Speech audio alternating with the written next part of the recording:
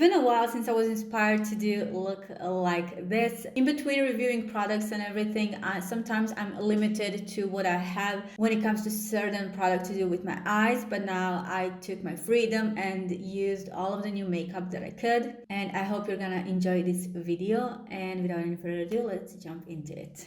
Not actually quite sure how this happened, but it has been a while since I've done this type of look. Before anything, my eyelids are primed.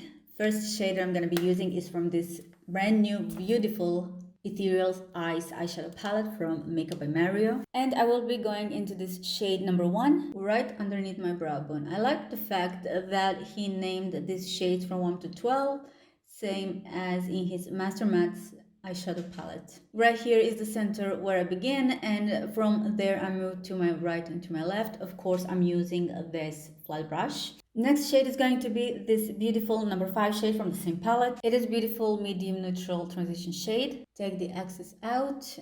In my review video, I haven't used this shade, so I'm happy to try it right now.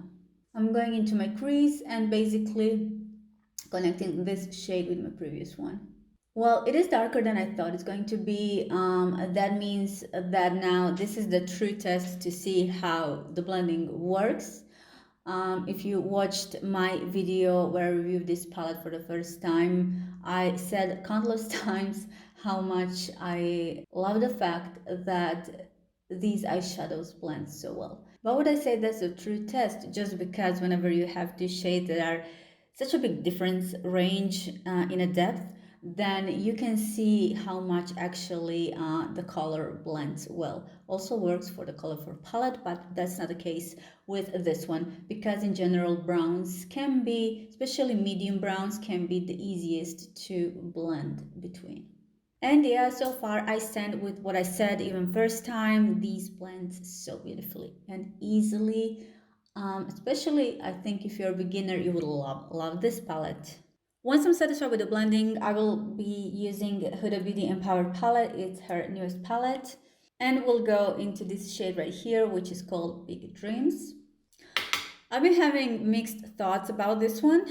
I'm just wondering how this is going to blend. Hopefully it's going to blend nicely. I'm not the biggest fan of this palette, but to not go into all the reasons why, you do have a whole tutorial on this one on my channel as well. In general, some of the textures here, I don't think they work as I would love them to. We have a whole bunch of mixed textures in this palette, but sometimes less is better. And I wasn't even crazy about the color story for the most part. Half of the palette I would use, but the rest of it a bit harder to mix, especially when, like I said, some of these oranges are just too orangey, and having a hard time to mix that undertone with certain looks that I'm doing. So what I'm doing right here is just to connect this next shade with the previous one again, and whenever I'm left with a small amount of product on my brush, I'm just doing this motion to connect everything even more. I'm just trying to leave as much space as I can for the multichrome that I'm gonna be using later. That is, I would say, the main point of this whole look, even though everything else requires a lot of time, blending, and patience. I am going in again, and make sure whenever you're blending one color after the other that each color is blended well and that you have enough product, because if you don't use enough product and go with the next color, your shade will look muddy and patchy, and that's something we all hate because it's impossible to move on to the next step whenever you want to do something. So again, make sure to don't be afraid to put a lot of eyeshadow. I even can take same blending clean brush and just work the edges if needed. I'm not mad at this shade. I love the way it blended, but now we're gonna go into even deeper shade from the same palette, and that is shade Winner. It's a really deep gray toned shade. I'm thinking to take smaller brush for this, but because everything on my eyelid will be covered with multichrome, I don't need that. Take the excess off and continue. Right now I'm taking even smaller pointy brush just to add this Winner shade even more. I went a couple of times just to get this intense finish. For the end, I decided to use just a tiny bit of a Natasha Denona from my dream palette, Black as Black eyeshadow. Now I'm using two products from Inglot, and that is Inglot's Duraline and MC Gel Eyeliner in number 77. And this is now going to be my favorite part. I'm taking flat brush and slowly starting to fill in everything on my eyelid. I'm not going too crazy with it. I'm slowly building up everything. I know it looks weird, but you're going to see what a transition we're gonna get at the end. The reason why I added up Duraline because it makes this gel even more liquidy and easier to apply. Just be careful when you're applying shade dark shade dark as this one. Also, I'm not doing crazy sharp cut crease. Rather, I'm going to take now a smaller brush to diffuse these edges. I was thinking to go with this purple shade, which is cream black shade from Huda, but I didn't want to risk because that one, once you stretch the color, is too sheer. You can't even compare it to Inglot, but it goes beautifully as a base, but I would rather use that for my eyeshadow rather for my multichrome when I want true color payoff. And right now the best part, I'm gonna take the Danessa Myricks Lightwork 4 palette.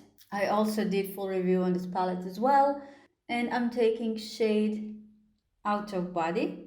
So this is the best applied with your fingers or with a flat brush.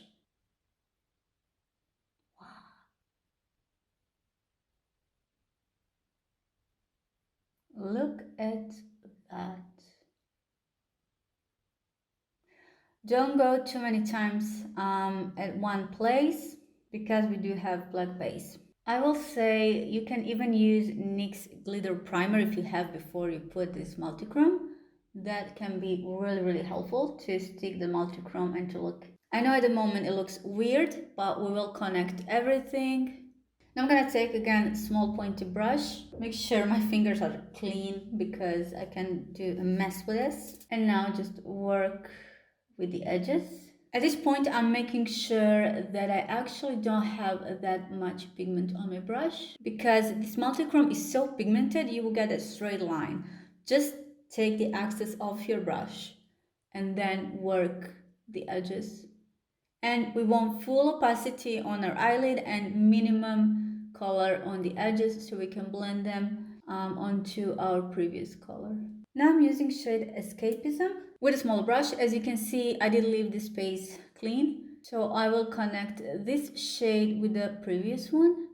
The thing with multichromes is you do need to give them as much space as you can. So what I'm doing right now just for one color is not perfect because the thing is multichromes, the color kind of travels, so you need to give them space for that color to show off. But this color is going really nice with the color story, so that's the reason why I will add this one as well. One thing that I do miss in here is depth between multichrome and the rest of the eyeshadows. So in order to achieve that, I'm using this brush and I'm using, again, winter shade from Empowered Palette. You know what, I want to take even a smaller brush for this. It's hard to work with area like this. That's a lot of blending.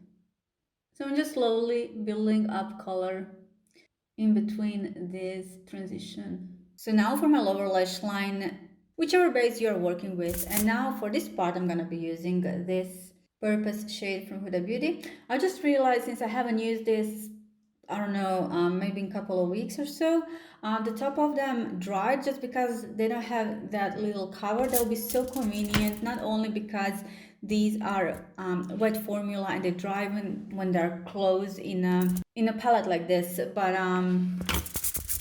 the thing is all of the glitters, unfortunately, they fall, those gold glitters, they fall into my black wet eyeshadow and they actually made a mess, so that's something I didn't like. And so following my lower lash line, see how this will lift up your eye. This is a effect that I really love. And now I will just blend this a little bit. The good thing about this one is that it's super blendable, so it's easy to work with. While if you're working with MC gel eyeliner, you know they can be a real struggle. But the wear test is amazing. I will also use this purple shade to connect this with my multichrome, but just the end. Now I'm going with the Big Dreams shade again, placing that shade on top of this one. Shade Bold Mousse. Now to kind of make an eyeliner, I'm using this beautiful cream to powder eyeshadow from Dream Palette.